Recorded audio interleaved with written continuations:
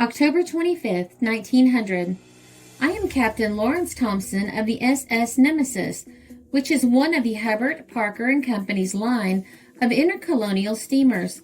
She trades between Sydney, Melbourne, Adelaide, and the West Australian ports. While on her last trip off Cape Naturalist, I was called to the bridge by my third officer, Mr. Perry, who was on watch at the time. As that part of the world is considered by all Australian coasting officers to be the worst on the continent, if not in the whole world, there are 5 vessels going to pieces there just now. I lost no time in answering, and in a fraction of a minute stood by the third on the bridge. He was evidently restraining his excitement, or trying to, and as the third is a genuine Australian, it is, perhaps, needless to say, that he suffered greatly through having to restrain himself. "Look, Captain," he said, "what sort of craft is that over there?" I looked as directed away to starboard, and then, seizing my glasses, I looked again. About half a mile off, between us and the rocky shoreline, which ran parallel to our course, and of which the dreaded Cape Leeuwin was the southern boundary, and Cape Naturalist, round which our course was, the northern termination, were 2 large objects. Or rather, I thought they were 2. I took them to be enormous whales, as that spot is a great haunt of theirs during the season. They did not blow, however, and seemed to move in a very peculiar manner, the one about 50 feet behind the other. Suddenly, a black cylindrical body emerged from the space between the 2, and with a convulsive jerk, the second, or now, as it appeared, the third body shot forward towards it. The middle section continued rising above the water in an ever-extending arch until, to my amazement, it resolved itself into a connecting part between what I had taken to be 2 separate bodies, and I now saw that the whole was some enormous monster, longer than the Nemesis herself, and as flexible as a piece of rubber. Slowly and gracefully, the curve was transmitted down its entire length, exactly like a wave rolling to the shore. I could see through the arch formed by the strange thing, but just then did not make any careful observations as to its size and so on. Fascinated, I watched the round, glistening body as it emerged from the sea at the tail end and, after traversing the curve like a huge cable going round a wheel, plunged into the sea only to come to the surface again a few yards farther on and add itself to the comparatively straight line of life towards the head. At length the end appeared and, rising swiftly on the curve, straightened itself out with a jerk and fell back in the water again, just as another spiral formed itself behind where the head should be and began receding to the stern as the former one had done. A slight wash of foam was evident where the tail had re-entered the water, but otherwise it appeared to propel itself without any effort. The body generally was of a grayish-black color, but where the western sun shone on the underside of the moving, dripping arch, it sent out a curious, dancing, dazzling reflection. In serious doubts as to the reliability of my senses, I struck the rail with my fist to see if my physical powers still remained. I turned to my third officer, but from the remarks he was dropping unconsciously, I gathered that he, too, was thinking hard. The steersman, like all good sailors, was looking straight ahead while I was looking at him. "Well, Mr. Perry," I said, "we are unfortunate indeed." "How so, sir?" he asked. "Why, in seeing this monstrous creature which has all the qualifications necessary for a sea serpent, and we won't be able to prove it." "Well, I reckon the man that doubts me had better, for his own good, be 3 or 4 stone heavier than I am," said he, resolutely, and I thought the same. Desirous that as many witnesses as possible should be got, I deliberately rang up the chief engineer, Mr. Blair, who I knew was utterly void of imagination. He was Scotch and allowed for no laws on earth other than those of cause and effect. Just then, excited voices from the afterdeck told me that the passengers and all officers who were not on duty had assembled there and were watching, with various comments, the movements of the switchbacked freak, while sundry sounds that reached us from forward, but which alas I dare not repeat, indicated that the crew were intelligently speculating on the identity of the extraordinary monster. "What do you make it to be, Mr. Blair?" I said. "I dinna ken, but look at it now." A very powerful and expressive observation from Mr. Perry, in conjunction with a still more forcible and sulphurous remark from the steersman, added emphasis to Mr. Blair's words, and turning again to starboard, I could indeed hardly believe my own eyesight. The creature had reared its head high above the waters, and was gently swaying it backwards, forwards, and round about, as if its body were composed of innumerable ball joints. A huge fin or flap now shot out from behind the head, and, circling in the air, threw itself over the head and then back at right angles to the still vertical neck. An instant later, and it shaped itself into all sorts of fantastic forms, the underpart being almost a pure white in color. Soon, however, the tentacle began to beat the waters and the head to move more violently. With the glasses, I could make out a darker shade of skin about where one would expect to find eyes. But in my opinion, the creature had no eyes, and only at that moment had become aware of our presence by some other sense. The stewardess says she heard a sound like stones rattling inside a very resonant wooden box, but Max says she only heard the pumps drawing air. At any rate, I myself heard nothing, and in another second the enormous monster was down in the water again. Its length became corrugated, and, like a rope when shaken, the corrugation sped to the stern and dissolved.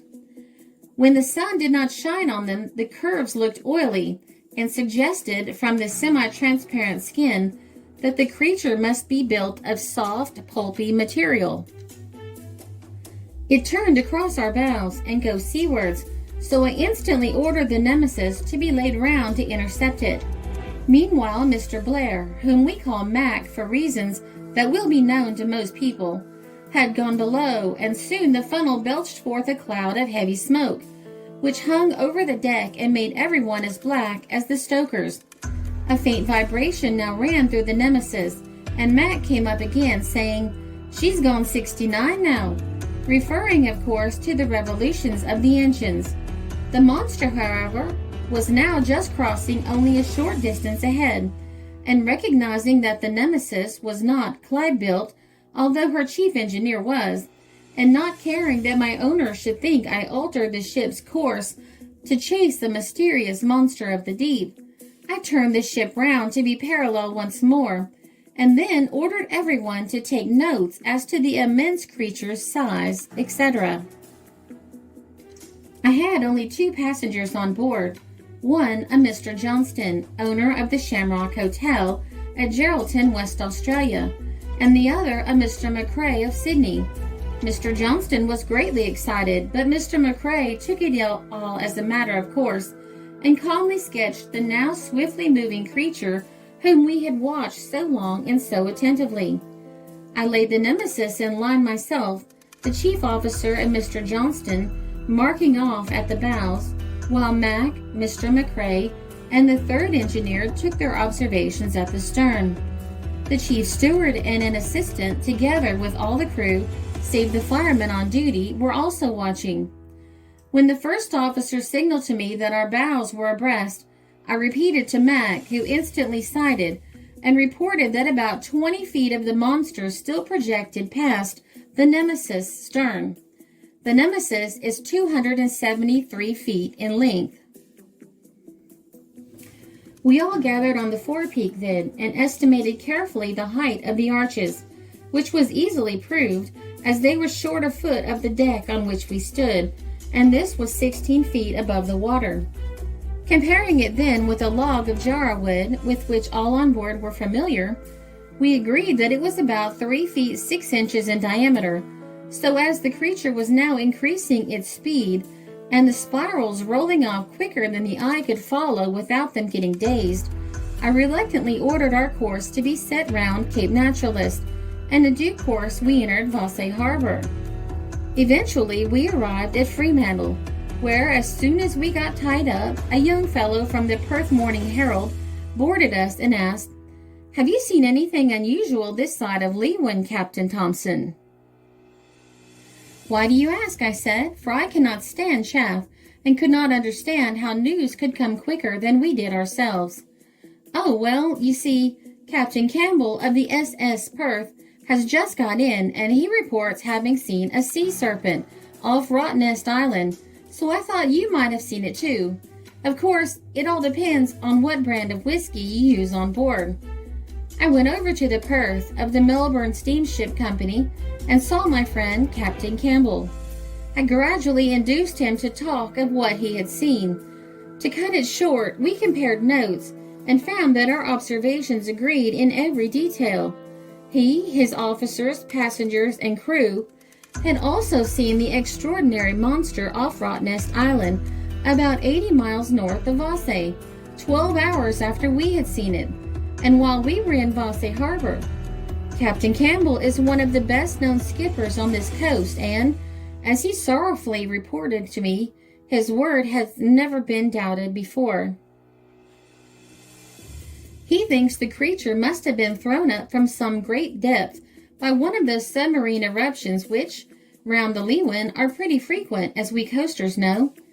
I have not the ability to handle words as I should like, and therefore request any curious or doubting ones to refer to any of the persons mentioned in the article. Captain Lawrence included a note with his submission to the magazine. It is as follows. Dear Sir, the enclosed is an exact account of what I saw recently off Cape Naturalist, West Australia. I am well aware of what some thoughtless people will think regarding it, and therefore give the names of several others who also saw the monster and discussed it together as it lay beneath their own eyes. Captain Campbell of the SS Perth of the Melbourne Steamship Company, together with his officers, passengers, and crew, saw the same huge creature next day off Rottnest Island near Fremantle. I have not attempted to do more than give the bare, hard facts about the monster, as I am not used to writing anything other than mere reports from my owners. The facts given, length, diameter, movements, and peculiarities, I guarantee absolutely, and have been very careful not to mention anything that I did not directly see myself, although others on board claim to have seen a few more details. I have sailed on every sea on this globe from the Golden Gate, by the east to China again, and from whale fishing almost as near the North Pole as Nansen was, southwards to the icy barrier in the Antarctic. I enclosed my photograph, some rough outlines of the Serpent as it appeared to me, and a snapshot of the Nemesis taken by an amateur as she lay in Grafton Wharf, Sydney. I remain faithfully yours, Lawrence Thomson. This article appeared in The Wide World Magazine, Volume 7, 1901.